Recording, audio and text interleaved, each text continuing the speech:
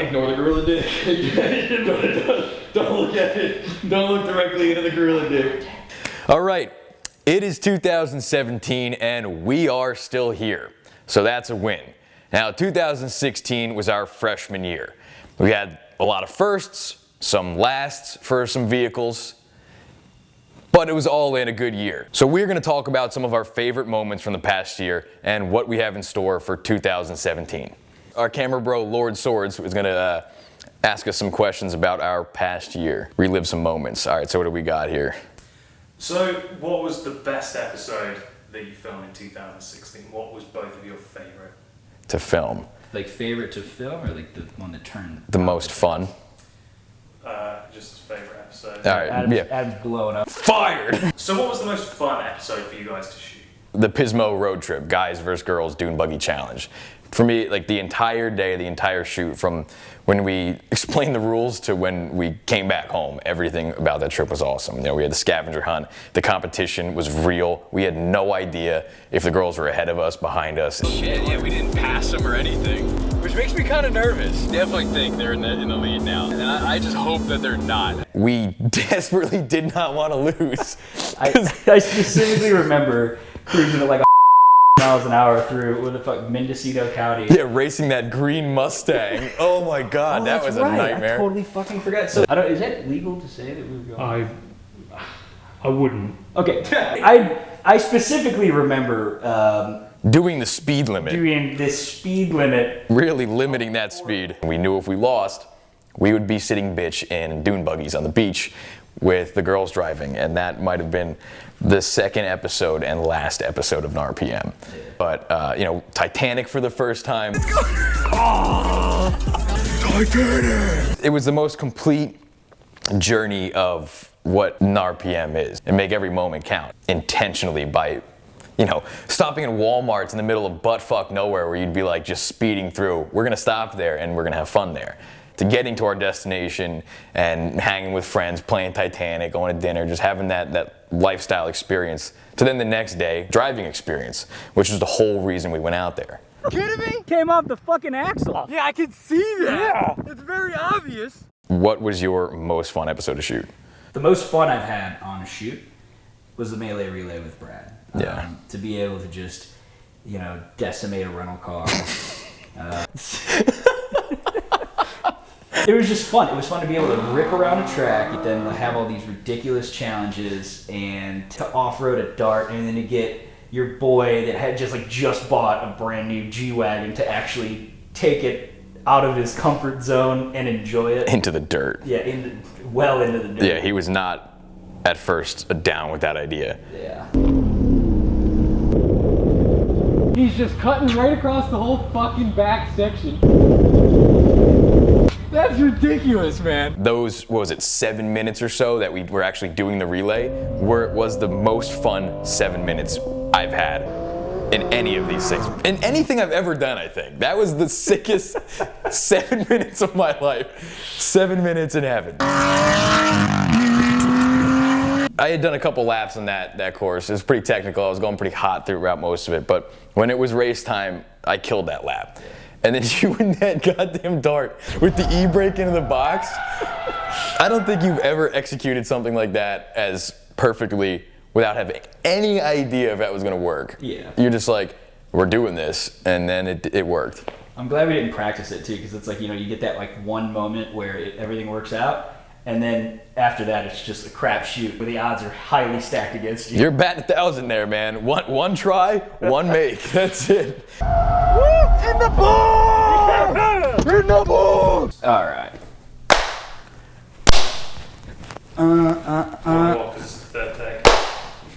Oh, nice, yeah. There you go, now we're on sixth take. I don't know what question this is, so I'll just say it how it's written. Day of first. No, we already. Oh, that's, yeah. Day of firsts. The first episode. Talk about a day of firsts. Baja Shootout, the first video of GNARPM. My first time driving a trophy truck, driving off-road, getting a vehicle airborne. My first time shooting a gun of any sort. I haven't even shot a pistol to this day. It was just machine guns and grenade launchers.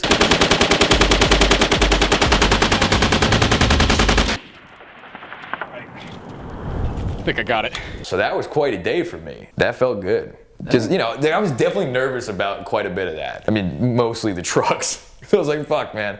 These are serious kicker ramps. So like, Tell you what? What's it like to jump a truck?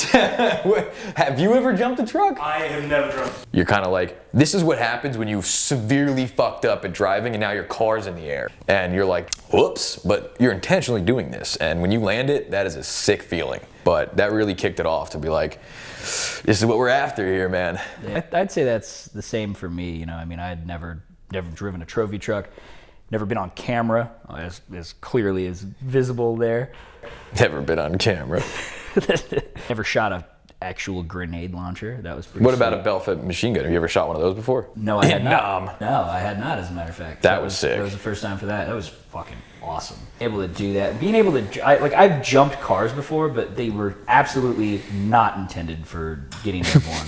You know, so to like, to get a vehicle airborne that was meant for it and to like land softly and, you know, just continue going, continue like in a controlled going manner. Yeah, it was sick, man. Yeah. What's amazing about that whole thing, it wasn't this extravagant thing that we had special access to. These are both companies sitting next to each other where anyone can go to and be like, here's some money, I'm gonna drive your trophy truck. You can rent it. It's not even like it's that expensive. I mean, you know, and they'll let you jump it. Anybody, no qualifications, watch a safety video, follow them around, listen to what they do, don't die.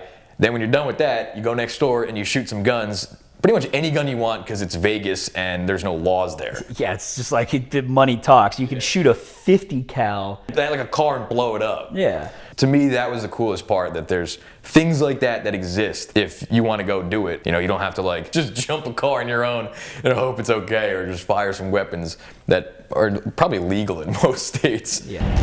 Yeah. Oh yeah. The next day. So what was the, sorry, let me ask it exactly as it says, for fear of being made fun of. Pussy. Which scenes do you wish had made it into the final Yes. Yes. What scenes do we wish made it into the final cut? All right. Oh man, I was just begging for this to go in there. Let me get this story straight. So we are back in Vegas again, because that's just where we end up. We learned our lesson from our previous Vegas trips and drinking heavily the night before driving the next day. It was not a good idea. So we're going, we are not gonna go out Saturday night. We're not doing it. But Saturday day is on the table. We are gonna go. It's fair game. Anything goes there. So Saturday during the day, we go to this pool party. It was like one of those like B-rate pool parties. We didn't want to stay online at like, you know, one of the hot clubs. We just wanted to go to like kind of the B team squad, just get in and get shit-faced and get out. Get a good night of sleep. You know, Zach runs into you know, like a Vegas creature. No, she was a lady. I don't know. Of the night. A lady of the day, though. Lady of the day. She was a day lady. So Zach runs into a day lady who apparently he had known from Venice. I didn't know her. She No. she was like, oh, you. Oh, you're Zach Squirtins. Okay. The legend continues. So he meets this girl, whatever. We all get we're way too drunk. We're not planning on that. We had 2 rooms. So I got a room for Nick by himself because, you know, he deserves it for the work he does. And I got a room for me and Zach, 2 beds there. Zach asked Nick if he could, you know, use his room to seal the deal. Nick probably hesitantly agreed. Some time goes by, Zach comes back in, being all Zach. Now, this is just how I thought Zach always was. Very exaggerative, braggadocious with his stories. Be like, oh man, Nick, you might want to change your sheets, bro. And I was like, there's Zach, just, you know, hyperbole all the time. So we all passed out. You know, I thought nothing of Zach's story. I didn't really care to go into the detail. I just thought it was like kind of not true. So Nick comes in the next morning and he goes, Zach, what the fuck? Did you deliver a baby in there? And I'm like, wait a minute, hold on, what the hell's going on? He's like, there's a stain on the bed, like, that I slept on top of and I had no fucking idea until I woke up in the morning. Then I'm like, I gotta see this. I have to see the proof of this. I'm like, get the camera out. We need to have this on film. We go in there and check it out. We open the door and you could see the stain on the bed. There's like blood and like mysterious liquid. We'll show you the video. I mean, the proof is right there. This is so foul. Clean furnace compared to ours. Right. Where are you? Good God! Yeah, as you can see right there is where Zach delivered a litter of cats. You are a fucking savage. I can just see him. Let it rip. Rip it and rip it, babe. Oh, you fucking animal. It's disgusting, dude. Fucking brutal. This is where Zach's signature move comes in. We call this the crazy beaver shovel now. It's Oysters Rockefeller highlight paddle because it's just this. Yeah. GNARPM is becoming a porn show very quickly. Oh, man. Yeah, that. Yeah. Oh, God. She was okay. Yeah, she was totally fine. She loved survived. it. She really enjoyed it. So that day I learned that Zach's stories are not hyperbole, which was horrifying. If Zach were to keep inbreeding with himself, they would just evolve to have like scoop hands. no individual digits, just like highlight palettes that he just like fucking goes to town on. So I wish that had made it in there, but you know, it didn't. Okay, so yeah. Okay, for me, footage I wish that would have made it in is the Can-Am roll because it's camera bro. I wish over that story, as funny as that was. Yeah, I wish that could have made it in because that was probably the best drone shot Adam has ever taken. Maybe not. I mean, but like it was phenomenal coverage of it. All the GoPros survived, so you can see 3 angles of the entire roll all the way from like start to finish, and it just looks insane. It looks like it was just professionally set up. Well, you're a precision driver. Yeah, well, technically he is now. Yeah, and unfortunately, we could not use the footage. You know, a lot of people had asked what were the legal reasons we couldn't. And the main reason is Hoonigan had lent us the vehicle. Now, Hoonigan's client is Can-Am. Can-Am doesn't want rollover footage of their vehicles. Hoonigan doesn't want to ruin their relationship with Can-Am. We didn't want to be dicks to Hoonigan. You know, we didn't want to just be like, hey, fuck you guys. As much as we wanted to show that, as awesome as it was, we just didn't want to fuck anybody over. And if we'd put that out, it would have put everybody in a bad situation. So we did the best we could with it. You know, we still, the video was shot, you know, the reenactment was funny. Then I flipped like 14, 15 times. And then I'm like, sick, dude. And then I like landed like that. That was it. You know, it would have legally put Hoonigan in a mess contractually. You know, we weren't contractually bound by anything other than solid broness and you know, good karma. Maybe he'll come back around in the end. You know, full circle, maybe 3 or 4 times. I was like, whoa, dude, there's the sky. There's the sand. There's the sky. There's the sand. Sky, sand. And I was like, I'm good, bro. GNARPM. All right, moving on before I get depressed. What was the most frustrating episode to shoot? I think you know the answer to this. The most frustrating fucking episode was the goddamn learning how to drive a stick taught by Professor Asshole over here. I'm still mad about that whole thing because like I think you did just fine. No, everything off camera was fine. Everything on camera was intentionally horrible because of you.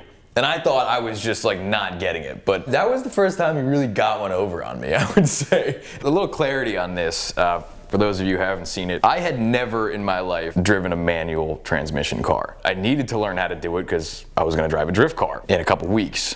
And Zach got a hold of a car for me to practice on. I didn't look up any videos, I didn't read on how to do it because I wanted Zach to teach me how to do it. I wanted to stick to the authenticity of this. I have to give mad props to you because, I mean, you specifically, I even suggested, I was like, hey, you know what, do you want to go out, let's try it a few times and, you know, kind of get it down and then we can try to fake it. Your big thing is we can't try to act anything out. We can't like try to fake anything. And I think it worked out much better that way. Yeah, that's the biggest thing. Because like my whole philosophy on this is don't ever fake reality. Set it up, get what you got to do to get the shots and produce it, but let the real shit play out. Because you're never gonna get that again. You can't make that up again. So knowing that this was gonna be frustrating and a shit show, I didn't want to practice. I didn't want to look up how to do it. I wanted to get into whatever car Zach provided for me, listen to his instruction.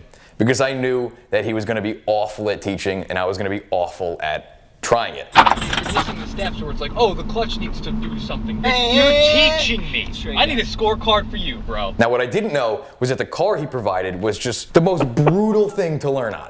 And I didn't know that until like 2-3 days later. You're like, by the way. Camera bro Kyle had that car. Yeah, man, I appreciate you letting us borrow your car for this. Yeah, no problem, dude. Problem with this thing is, though, it had been beaten within an inch of its life for all of its life. Car's a piece of shit, dude. It worked for a perfect car to learn on because it's... Yeah, okay, a perfect car to learn on. I had no idea it was bad. I thought I was just really bad. And I couldn't get the concept of what you were explaining either. Like you were just all on step like fucking 4, and I'm like, why is the car not working? I was so just defeated with that. I was like, there's no way I'm this bad. And then I found out that, you know, you were intentionally sabotaging me. Well, I mean, it was making it hilarious. Clutch it, do the thing I just said.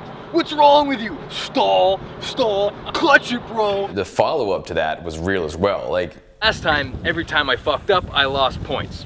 Now, every time I fuck up, Zach loses brain cells.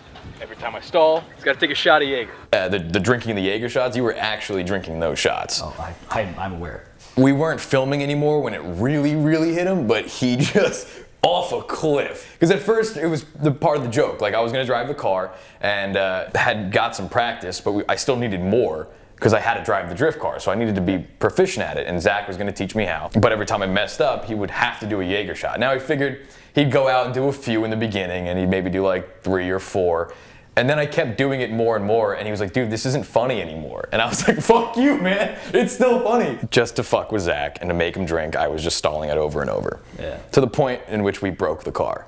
Oh yeah, that's right. Yeah, I just wanted Zach to drink, so it's just like, you know, we knew the rules, and he knew he was gonna go into that thing drinking a lot, so I just kept stalling it. On purpose. You managed to break the transmission mount. Hell yeah. Stalling it in reverse. Dude. Okay, serious, for real this time. Like, don't. You want a mulligan on that one? Okay. Come on. I'm just kidding. You have to go take a shot. I would say the most frustrating shoot for me was the Blau road trip, and it's not frustrating because of what we got to do, because that was Justin's an awesome host. We got to spend Easter partying at Wet Republic, but we didn't plan it very well. We're kind of winging it to see what we could do. Mike was sick with the flu, and sick as hell. The entire episode was kind of hinged on this drag race with Mike in his car and Justin in his F-Type coupe. And that was stacking up to be better than I thought. I thought I was gonna smoke him because I thought he had a different model, and I was like, I think it's slower. Like it's slower. And then when I got there, I found out it was like they were like on paper dead even. And it was all-wheel drive, right? Yeah. So I was like, fuck, dude, I might actually not win this. So it started to add up to be what would have been a good drag race, but instead was a hailstorm of gravel. Because this whole thing was going to be go out with your buddies, find a place, do a drag race on the street, which probably isn't the smartest idea to like film anyway. Well, all of these spots that we tried to find, wound up being like new constructions there. A month ago, there was no construction over here. Gale force winds. Head-on traffic. Oh yeah, head-on which traffic. Which was, in Zach's mind, a good spot to do this. We literally just had a car coming up with us on the road. Like a drag race down both lanes. This is a good spot. There we go, this is it.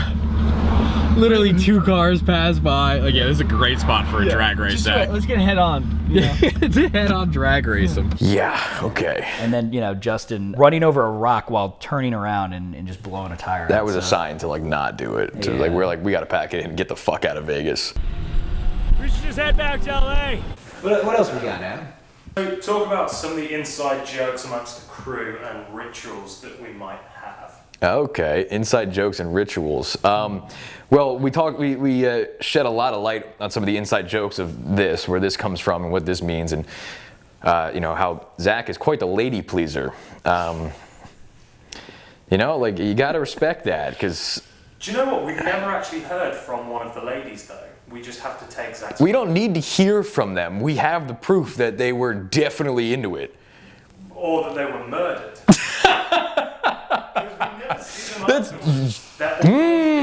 I think what was Making a Murderer. Is that the fucking show on Netflix? You're right, because I have never seen another one of them again. And it always seems to be that the ones that bleed are never the repeat offenders. Moving on.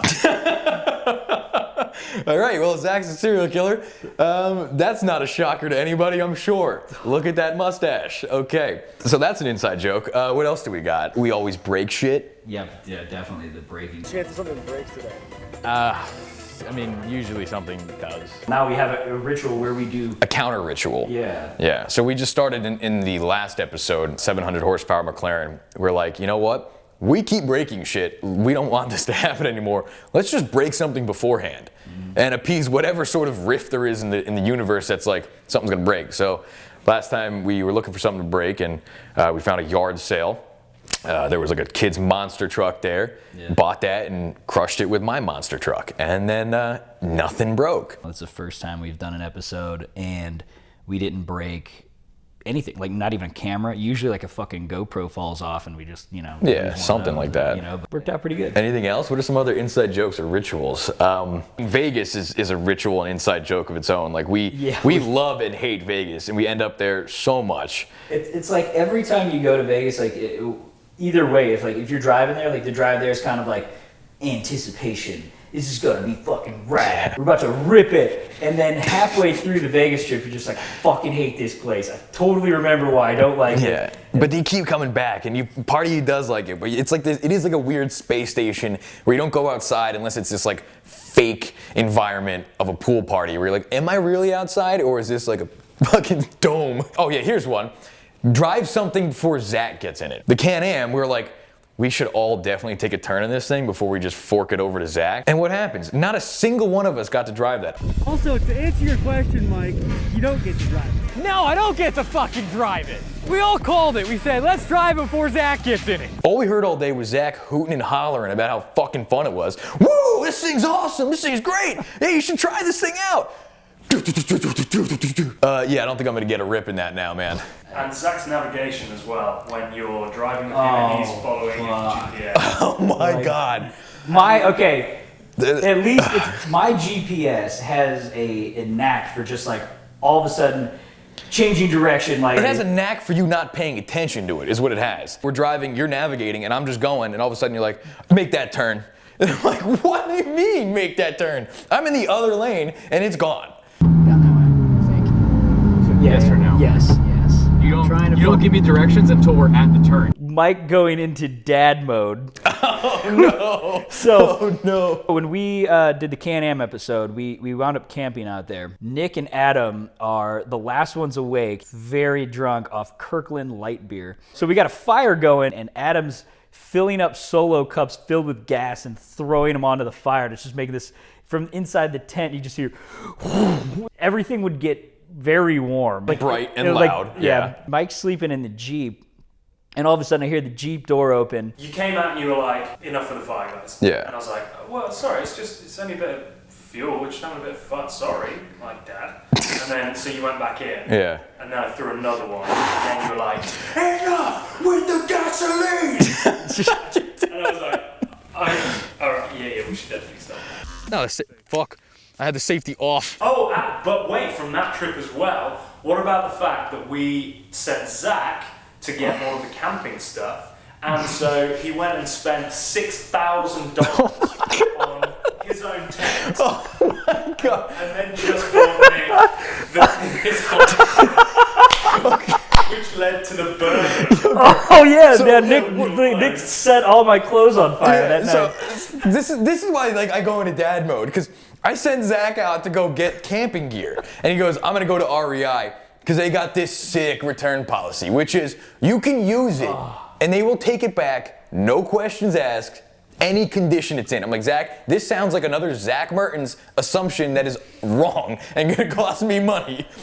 He shows me the receipt, $4,000 worth of fucking camping equipment from REI, a stove, Taj Mahal of a tent, and he got all this shit. I'm like, dude, if you're wrong on this, which is more often than not, we're stuck with $4,000 worth of camping equipment. To my defense, I put it on my card though. The hilarious thing is the fact that you bought all of this camping equipment for you, and even though you were tasked to buy it for the rest of the group as well. So when you gave Nick his inflatable mattress in air quotes, it was like wafer thin. And you're like, yeah, you just It's bought good, that. dude. And so you're in bed in your mansion tent, Nick's got my little 2-man tent to sleep in and this wafer-thin pad. He's like trying to blow it up drunk. You're already asleep, and he's like, this thing is working. This is fucking working. And he just gets like more and more wound up until eventually he just freaks the fuck out. Starts burning all the clothes. Yeah. He starts kicking this, and then he goes to drop kick one of your things onto the fire and just eat shit. See, God damn it! Why I wish this was on camera. luckily, I went into dad mode before we started burning camping equipment, because then we couldn't return it. Because any condition, I'm sure, does not include ashes. But you know what? As much as it pains me to say, Zach was right about that return policy. He kicked it all back. Nick actually, Nick does phenomenal work on like actual television stuff. Mm-hmm. And so like the fucking shit show that is GNARPM, I think at times can frustrate, somebody that's used to like, things. It's like asking Bill Belichick to coach Pee Wee football, but the Pee Wees are in charge. But he's got to make sure they like win. At the end of the day, he's got to listen to the idiots. Oh man. Nick, you being here is supposed to mean this doesn't happen. I don't know. What's going on. I also think it's something, like has something to do with Zach, no matter what, at the end of the day. So what was more difficult than you thought on this show? What moments caught you by surprise? McLaren burnouts and trying to get that thing doing donuts and drifting. At first, we were just like any other car, you can get in it, turn all the traction control and all the electronics off, put your foot on the brake, put your foot on the gas, and do a fucking burnout. But even with all of it off, traction control completely off, not like half off, everything off. You put your foot on the brake and you put your foot on the gas and it won't rev. It goes ding, ding, ding. Let you do it, huh? No. What the fuck? It's not gonna work. Jesus, they make it so hard to have fun in these. So it will not let you do a brake stand burnout of any sort. And I'm like, okay, that's a little bit of a hindrance to doing a burnout at the donut garage. So then we had to do some donuts. Now, I just got this car not too long ago. I'm not very used to it. I'm still, trying to get my chops. It's driving in the beginning. At that point, how long did you have the car? It was only like...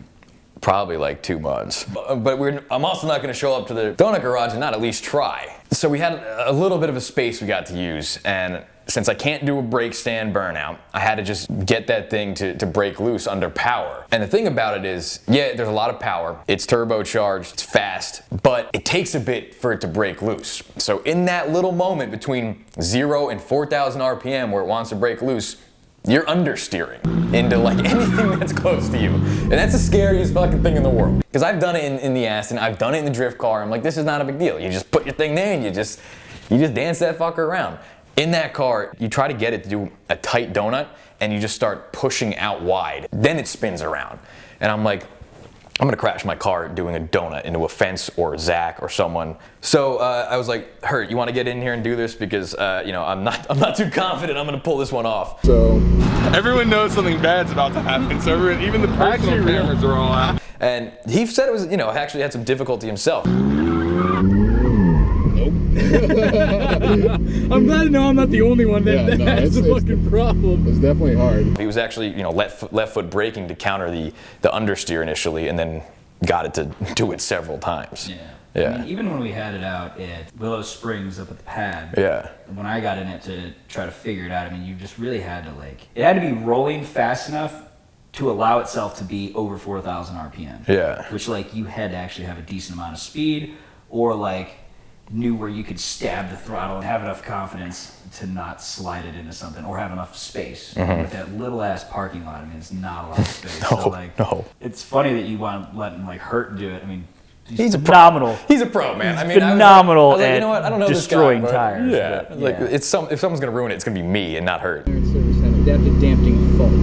Hey, what's adaptive dampening fault mean? I only heard broke something. No way. To that, even with the space, I found it more difficult again. It was tough to be not used to driving cars like that and having to get your timing right. So when it did hit that boost, it would just come all at once. And then the engine being in the back or in the middle Once it starts flipping around, if you don't catch it quick enough, it's just going to spin. So to maintain a drift or a wide donut of some sort, it's touchy. So I thought I was going to be able to just get in there and just start whipping it around because I thought I had some chops under my belt with the drift car, but not at all the same league. That was cool to find out though. Just it really got me to experience how different cars put power down differently and how to respond to that and what that means for torque and power and just car control in general. It was a lot harder than I thought, and it does want to break loose. When it breaks loose, it'll break loose, but you gotta be skilled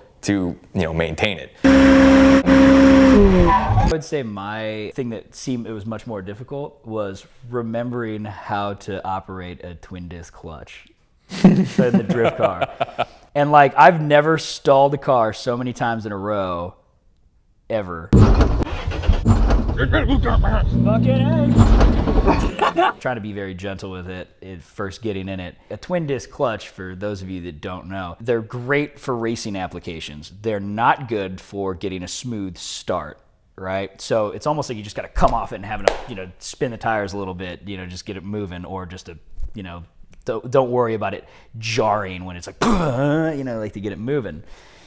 So yeah, I stalled the shit out of this fucking drift car like 20 times, and then once we got it moving, it was fine. But that was one of my sweetest moments though, because prior to that was me learning how to drive a stick for the first time with instructor Zach, and it became the most frustrating video, as you know. When I got in the car, I got it. I saw it a few times here and there, but my first time, I got that thing rolling, I was able to do it, so I felt good about that, because I was nervous I was going to look like a chump in front of everybody getting into this car for the first time and not being able to start it. Yes, it was, touchy and difficult, and as Zach said, a lot of that, but to see him get in there after all that we just did, and he was stalling it over there, all the way over there, and I was just losing my shit. So happy that happened. What happened, Zach? How'd it go, Joseph Stalin? What have been your biggest challenges in filming GNARPM? I would say, for me, this is all brand new. Filming and editing and even like being on camera, like the whole process, So I think like the learning curve has been huge, but crazy fun. The difficulty of like wanting something to be this certain way and like wanting it to be as good as possible, but not always knowing how to make that happen. It's like every shoot learning something new, and like I think that's like been the biggest challenge is like how do we eventually get it to the point in which it's envision it. I'd say the biggest challenge for me was pulling the trigger on this whole thing and starting it. I had made the decision to be like, all right, everyone knows me as this character, Dom Mazzetti. I love playing Dom. That's a part of me. That's a part of everybody. But I was like, all right, it's time to just step out from that and do something else. Do something for myself. And to step away from that, I was like, I don't know how this is gonna go, because people fucking love Dom. And they see me sometimes as like, I'm a threat to him, which is kind of hard to wrap your head around. But in some ways, I'd been playing this character for 6 years. I wanted to see if I could live up to that character myself. I wanted to go do something that I had never done, that I started to get really passionate about, and just put myself out there and do it. And be like, are you just a guy who plays a character that's a legend in this fake world? Or can you go out and do something yourself in real life and live up to that? And having to like reconcile that in my mind and be like, all right, here we go. We're gonna pull back the curtain. I don't want to lose bro science fans, be like, oh, the magic's gone. I also don't want them to be like, yo, this guy is totally fucking whack. But I had no choice. I wanted to do this, and so I thought about what I was gonna do, and I did it. And you sit there and you go, how's this gonna play out? And you're sweating, and it starts to work, and you're like, okay, I can do this. And then it comes along with also learning how to drive at the same time. Not having any experience in the car world and being like, I want to do a car show. What is it, a couple months I had been driving a car at any sort of motorsport capacity in any way. And I'm like, I want to put this on film. So I have to go and put myself out there in a way that people had never seen before, that I'd never done myself, like just being myself on camera. I was like, I've been in front of camera for so long, this isn't going to be hard. Now, it's definitely hard just to be yourself. So to do that and not be good at that at first, and then not be good at the thing you're trying to do, which is drive cars. You're like, I'm gonna put myself out there sucking. So this is gonna be fun. But that's part of the whole thing, is being like, let's show how you can start something like this and where it can lead. Because that was a question I had. I got into this and I was like, I have this cool car. I want to drive it. I want to do more of this stuff.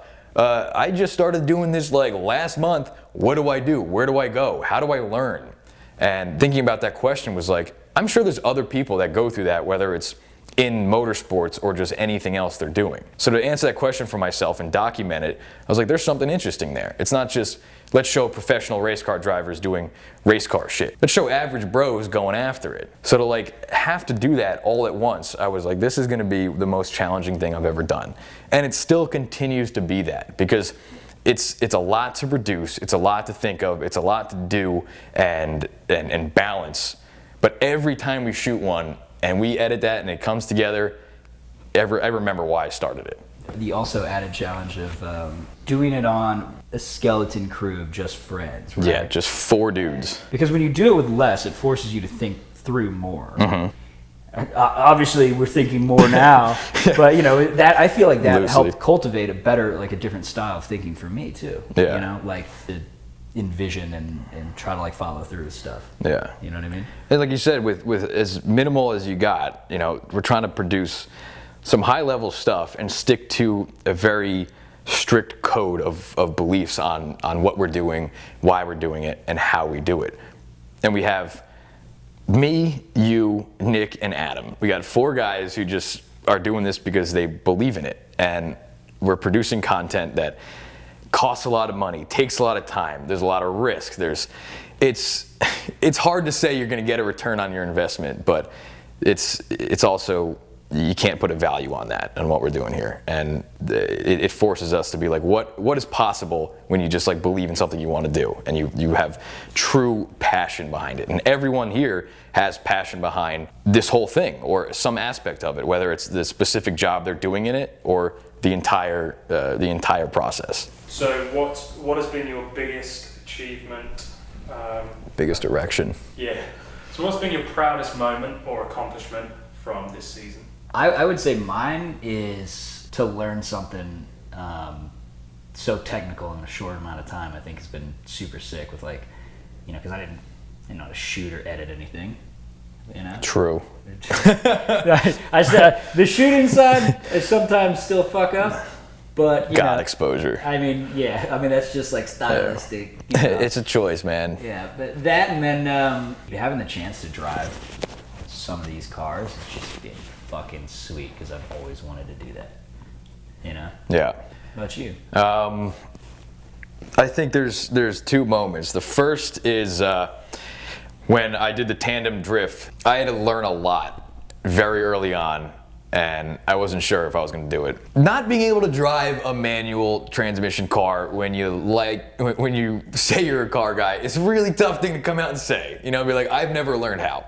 I'm going to do that right now. I'm going to film it because I need to learn how, because I need to learn to drift a car, and then I need to drift that car with somebody else drifting next to me. So I have to be consistent enough that I can do this and not crash and, you know, break 2 cars, hurt somebody. I really had to put myself on the chopping block, and it's intimidating. You know, you've been driving your whole life, but now you got to do it a totally different way. And you're like, most people have been doing this if they've know how to drive a manual since they were like 15 years old. They've been driving it like that forever, so they know how it's done. Now I got to do that, get into a purpose-built car, make it do something I've never done before, and succeed at it, and have to do it, or else everything was a waste. Figure 8 was really difficult. And then the next day, we were running out of time, and it was just like, if we're gonna do this, we gotta do it now. And I was like, honestly, I could have practiced a little bit more. I could have been like, but I didn't have time for that, so I'm like, yeah, let's do this. He's like, you ready? And I'm like, in my head, nope, no. But I was like, yes, I'm so ready for this. And then he did it, and I just foot down, and I'm in it, and I stayed in it, and that felt great. It was just maintaining that fucker perfectly for, you know, I had just learned 48 hours ago. That was awesome. Less than 48 hours, it was the day before. True. No. Yeah, 24 hours. So in 1 week, you learned how to drive stick and drift, and at least drift sufficiently enough to be able to tandem. And he was close as hell to me too, man. We were holding those angles. Like, that was dope. Like, when I got out of that, I was like, holy fuck, I can't believe I did that. I like seriously couldn't believe I did. I would watch it and be like, I didn't feel like that was me doing that. So that was super sick, because that was very early on in this whole thing. The second was more recently, when I put down that lap time and got within 2.5 or something seconds of Bryce, who is fast as shit and a pro. And so it was everything I'd learned in the past year had culminated into that moment of me being like, I'm finally getting this now. I'm finally driving, as Bryce said. Before I was just getting around the track, but now I'm actually driving that thing. And I started to understand the skills I was learning in myself as a driver, in the car, and really pushing it to put down a lap time within a year of learning. 2.5 seconds off a pro on that track. I'm super proud of that. It's that feeling like you're doing the right thing, you can do this, keep going. It's starting to work now. That's why when I watch that edit, I'm like, fuck yes, let's bring on the next year.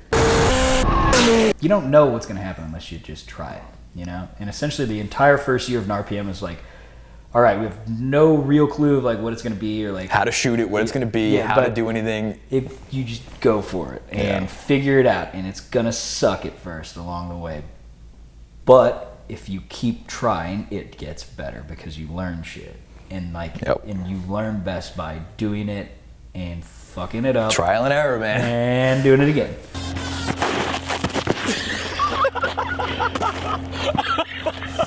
So unfortunately, you just don't have a lot of room for error when it comes to vehicles, but you know, we push that envelope. So then, what do we move on to? Well, we got the next episode that we're shooting. Which we're going up to Mammoth Mountain. Zach breaking things. Yes, more education. Mike learning things, me breaking things. Yes, frustration. Frustration, explosions. Oh, building stuff. Building stuff. That's right, I'm gonna get my hands dirty. Yeah, building stuff and drinking things. We're gonna put those together, and that's gonna be fun. So we get to watch me learn how to drive, and we get to watch me learn how to operate on the vehicles that I'm gonna be driving, which sounds like a total recipe for disaster. So yeah, that sounds about right. Make sure to subscribe and hit the notification bell button next to the useless subscribe button, because now that does nothing, and if you want to know when we make a new video, you have to hit that button now, and that's when they actually tell you when it comes out. Because you know, we put a lot of heart into these things, and we want to make sure you guys see it, because that's what it's all about. So throw us that subscribe and the bell and whatever else you got to do. Check it out, and stay tuned for 2017. And also comment on things that maybe you'd like to see in our show. True. Yeah, let us know what you want us to do in 2017. We are open for suggestions. Thanks for watching, guys.